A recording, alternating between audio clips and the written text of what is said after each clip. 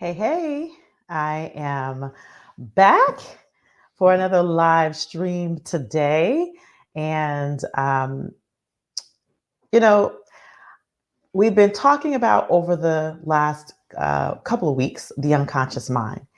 And I don't know if you knew this, but the unconscious mind is in the domain of the emotions. Did you know that emotions are an unconscious mind phenomenon? And, it may seem like an obvious thing to say, but, oftentimes we hear people talking about controlling your emotions or choosing to feel a certain way. And while there's a certain intention behind that, in this video, I'm going to talk a little bit about how I'm going to delve into a little bit of the unconscious phenomenon of emotions and how we can really begin to consciously control how we react, even in the face of the unconscious feelings that we feel. Right. So, for those of you by now who don't know, I'm Dr. Maisha, um, your business and entrepreneur coach, and as well, I am a master practitioner of neurolinguistic programming and hypnosis and timeline therapy. I also train and certify in this technology, and I help docs really undo the old conditioning so that they can remap their mind and achieve amazing results in your career, in your business, in your relationships, and in your life. So, if you're currently listening to me live on Facebook, go ahead and comment, say hi, let me know that you're listening, and share this with someone that you think it would be valuable for. Similarly, if you're listening to me live on any other platforms such as YouTube, go ahead and hit the subscribe button so you can get updated every time I post a new video or do a new live, because I'm going to be doing these very regularly now. So, I said earlier, emotions are in the domain of the unconscious mind. And it's an interesting thing because, I'm going to talk about this in some of the future episodes, but the unconscious mind also is responsible. We talked about it being responsible for organizing the memories, but it can repress memories and emotion as well. So I don't remember, this is something that I don't often share with publicly, but I don't remember a lot of my childhood before I specifically before the age of 5. I don't remember anything, but before, a certain time in my life, or say, let's say sixth grade or so, it's very spotty. And what's interesting is that until about 7 years ago, I didn't, remember much of my life before the seventh grade. So what I came to find out for myself maybe about 10 to 15 years ago is that I would be considered a trauma survivor. And, it's interesting. I never even considered that that was the case until I was talking to a really good friend of mine who is a PhD psychologist. And we were just having a random girlfriend conversation. And she asked me, do you know this fact? Or did you know that you're a trauma survivor? And I thought to myself, well, yes, I did grow up in a home of witnessing domestic abuse. But what I didn't realize is that, like, I figured, oh, well, that's not my trauma, that's my mom's trauma. And what I didn't realize is that shaped my entire childhood. And what's an interesting thing about it's also shaped how I experienced emotion, because I grew up in an era where what happens behind closed doors stays behind closed doors. Now, so just to pivot from that a little bit, very interestingly, as physicians, we have a very similar conversation, don't we? It's like, leave your feelings at the door. What happens behind closed doors stays behind closed doors. And it's an interesting phenomenon because we we are our unconscious mind is always feeling something.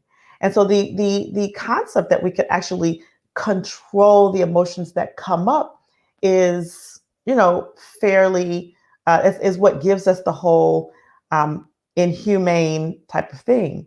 So it's not that we can control our emotions, because emotions are in the domain of the unconscious mind. They arise from the unconscious mind. Now, they are felt consciously, right? Emotions are felt consciously, but they're actually coming from unconscious, the unconscious part of us, right? And so there's this unconscious mind, this part of us that feels, and we can be conscious of our emotions, or sometimes we are not.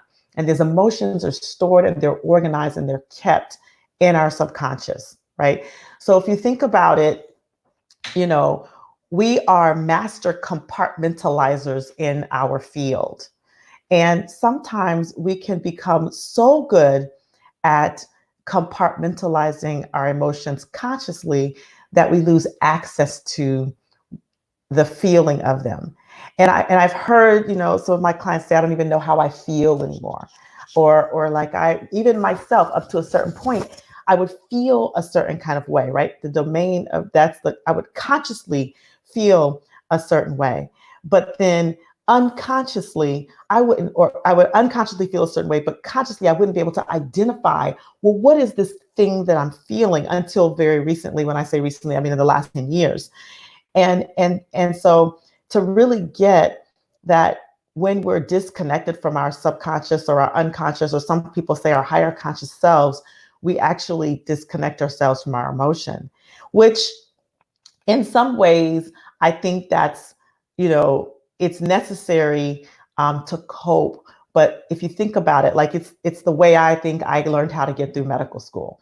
It's how I probably learned how to get through this traumatic time in my childhood, where I was witnessing all of the violence, is to disconnect myself from the emotion, right? And I think it's how a lot of us learn to cope, right? But the thing is that the unconscious mind while the unconscious mind can keep certain emotions repressed for protection, and it's certainly designed to do this. It's designed to do it as a short-term function, right? So let me say it again. The unconscious mind will repress emotion for survival's sake, because remember, I talked about the prime directive one of the prime directives is to protect the body. In the last episode, we talked about my near carjacking experience, and how the unconscious mind will instinctively protect the body. Well, it will not only do that physically, but it'll do that emotionally. So, for all of the trauma that we experience in our training, we start to disconnect ourselves emotionally. But that doesn't mean that we don't we don't experience, or we don't have the emotion. That doesn't mean that, right? But the unconscious mind is designed to repress emotions for a short-term period in order for our survival.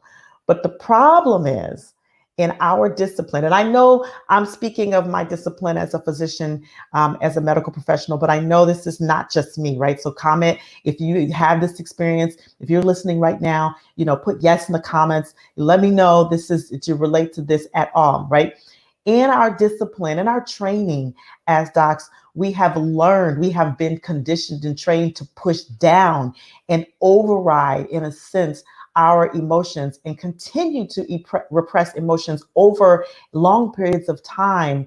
And what I typically say to my clients who I coach is, eventually that's like trying to continue to fill a trash can without ever stopping to empty it.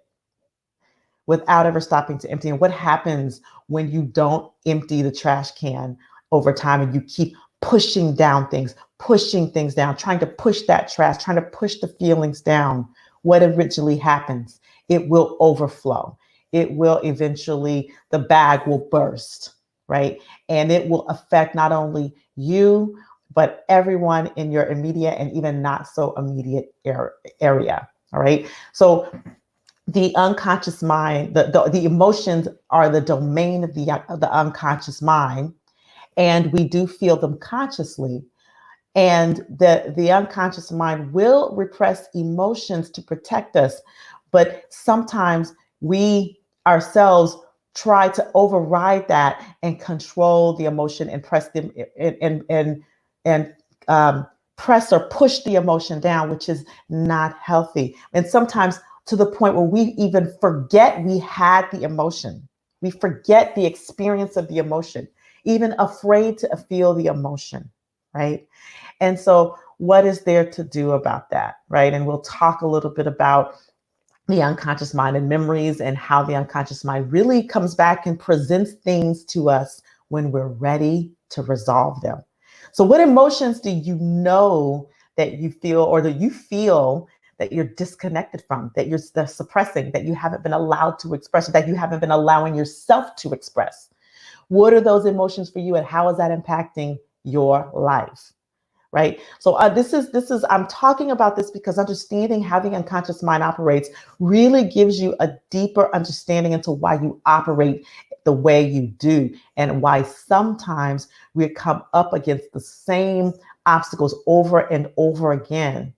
And when you understand the unconscious mind, and when you even go further to learn a little bit more about how to navigate the unconscious mind, when you learn tools like NLP, like hypnosis, like timeline therapy, it actually helps you to unhook these invisible influences, these invisible barriers, and unlock the key to creating exactly what you want in your life with precision and with velocity, right? So that's why I talk about what I talk about today, because I really want you all to really get the power that you have, the power that you have in your own life, and begin to understand what is the key to that. That is learning to navigate the unconscious mind. And one of the ways that I do that is through the neurolinguistic programming and training others, helping others learn that, right? So by now you may be wondering, well, how can I learn more? And you can you can start with a free class that I have called Remapping Your Mind for Success. And if you are interested in checking that out, then you can register by going directly to my website, drmaisha.com, and you can register right from the home page. It's right on the home page. Remap your mind for success, for manifestation and success. And if you feel like you are like, oh, you're digging it, you want to delve more deeply into how your mind works so that you can get underneath those internal unconscious conversations that you feel might be slowing you down or causing disruption in different areas of your life, I invite you to join Dr. Manny and I for what we are getting ready to release, our Mind Remapping 2.0 virtual transformations retreat. And what we're going to do is we're not only going to be teaching you about the inner workings of your unconscious mind, but we're going to take you through your own hero's journey, show you how to navigate out of the drama triangle that you could be stuck in, so you can really have a sense of power and control and freedom in your life that will allow you to consciously author the next steps in your journey. And I'm going to be giving you the link to that, where we're releasing registration next week. So stay tuned. As soon as I release that registration, I will put the link, make the link available to you. But just stay tuned. That's going to be happening in July. It's going to be a virtual event with me and Dr. Manny. And as soon as we get that link, I will post it so that you all can be a part of it. Okay. So post in the comments. What are the emotions? What are the emotions that you are unconsciously or consciously repressing or suppressing? What are you getting? What are the takeaways out of this?